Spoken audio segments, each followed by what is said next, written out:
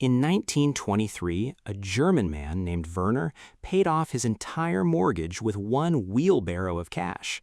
Not because he was rich, because the German government had printed so much money that his 15-year mortgage was now worth less than a loaf of bread in real terms.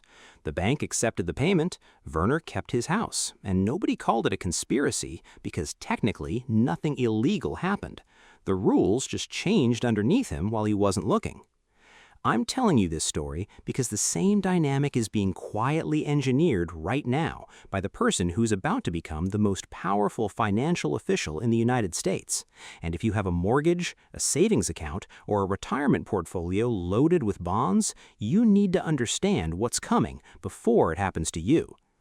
My name is Joe, and I spend way too much time reading documents that other people find too boring to finish. Fed minutes, BIS reports, congressional testimony transcripts, the stuff nobody watches but everybody gets affected by. If you feel like the financial rules keep changing every time you think you figured them out, subscribe and give this video a like, because what I'm about to walk you through is not theory, it's a documented mechanism that central banks have used repeatedly to quietly erase debt, punish savers, and transfer wealth on a scale most people never notice until it's already happened to them. Here's the background you need. Jerome Powell's term as Fed chair ends in May 2026. He was the most hawkish Fed chair in 40 years. He raised rates from 0 to over 5% in under 2 years to fight inflation. Painful, but deliberate. Trump has spent the last 18 months being very public about what he wants in the replacement. Someone who will cut rates, fast. Someone who won't push back. Someone who understands, in Trump's own framing, that low rates are good and high rates are bad. Now, you might be thinking, great, cheaper mortgages, that's a win, right? On the surface, yes, but here's what nobody's explaining. The mechanism by which the Fed suppresses rates in a high-debt environment doesn't just make borrowing cheaper, it quietly and legally destroys the purchasing power of every dollar you've saved and every bond you hold, and it does it slowly enough that most people don't notice until they're already behind. Here's the metaphor. Imagine you have a fish tank. The water level is the purchasing power of the dollar. Every time the Fed cuts rates and expands the money supply, someone pours more water in. The fish, that's you, don't notice at first, but slowly the tank is filling up. Groceries cost more, rent goes up, the salary that felt solid 5 years ago now feels tight. The water rose, you got squeezed. But here's the part that's actually interesting. That same rising water level quietly erodes the real value of fixed debts. If you owe $400,000 on a fixed mortgage and inflation runs hot for 8 years, that debt becomes progressively easier to pay back because your income and your home's nominal value have inflated around it. Your debt stayed fixed, everything else got bigger. In real terms, your mortgage shrank. Werner's wheelbarrow wasn't magic. Inflation did the work. This is called financial repression, and it has a well-documented historical track record. After World War II, the U.S. was carrying debt-to-GDP ratios similar to today. The official story is that we grew our way out. The real story is that we kept interest rates artificially below inflation for over a decade. Savers were quietly punished. Debtors, including the government, were quietly rewarded. Nobody rioted because it happened slowly. And right now, for the first time since then, the setup is identical. High debt, politically impossible spending cuts, and a central bank about to be led by someone chosen specifically for accommodation over independence. So what does this mean for your mortgage? It depends entirely on which type of homeowner you are. If you have a fixed-rate mortgage below 5%, stop thinking of it as a liability. In the environment that's coming, that mortgage is one of the best financial instruments you could hold. You borrowed dollars at a fixed rate. If inflation consistently runs above that rate, your real cost of borrowing becomes negative.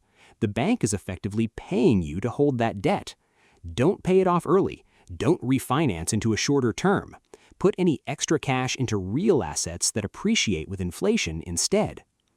If you're in an adjustable rate mortgage, model your worst case today. What does your payment look like if rates jump 2% from here? If that number breaks your budget, you need to restructure before the cycle turns. We watched rates go from 0 to 5% in 14 months in 2022. That can happen again. Fixed rates give you certainty. In a volatile monetary environment, certainty is worth paying a premium for. If you're waiting to buy because you're expecting rates to fall, be careful. The data shows that every time rates drop, home prices rise to offset the payment savings. We saw it in 2020 and 2021. Rates hit 3%, buyers could suddenly qualify for bigger loans, prices shot up 30 to 40% in most markets. The buyer saved on monthly payments, but paid more in purchase price. The bank and the seller won. The buyer treaded water. Run the actual math in your specific market before assuming waiting is the smart move.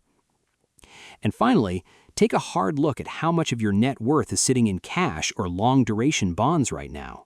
Short-term treasuries, things maturing within 2 years, are fine. They reprice quickly.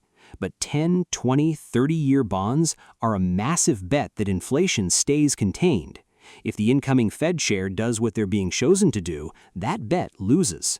Real assets, equities, short-duration fixed income, and some exposure to commodities, that's the allocation built to survive financial repression. Here's the psychology of why this works as a government strategy.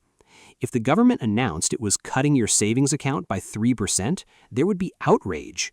But if inflation runs at 5% and your savings pays 2%, the exact same transfer has occurred. The math is identical. The reaction is completely different because nobody sent you a bill. The water level just rose quietly. The fish adjusted. And 10 years later, when Werner goes to pay off his mortgage, he's surprised to find it manageable, even though it was engineered to work out exactly that way. The new Fed chair isn't going to announce a plan to terminate your mortgage. The mechanism doesn't require an announcement. It just requires the right policy settings, held long enough in an environment where political incentives align with cheap money and moderate inflation. Every one of those conditions is currently in place. The debt is too large to pay back honestly. The political appetite for real austerity is zero. The incoming leadership has been selected for accommodation. The setup is there. So here's the bottom line. If you have a fixed-rate mortgage, you may be better positioned than you realize. If you're in a variable product, sitting in cash, or holding long-duration bonds, the environment the new Fed chair is about to create is working against you in ways that won't show up on your statement until the damage is done. Understand the mechanism. Position accordingly. Don't confuse the absence of a bill with the absence of a cost. Hit subscribe if this helped you see something you hadn't seen before. Drop a comment telling me whether you think rate cuts are coming fast or whether inflation complicates the story before it even gets started. And most importantly, check your rate, check your duration, and check your exposure. Because the playbook is old, the players are new, and the game is already in motion.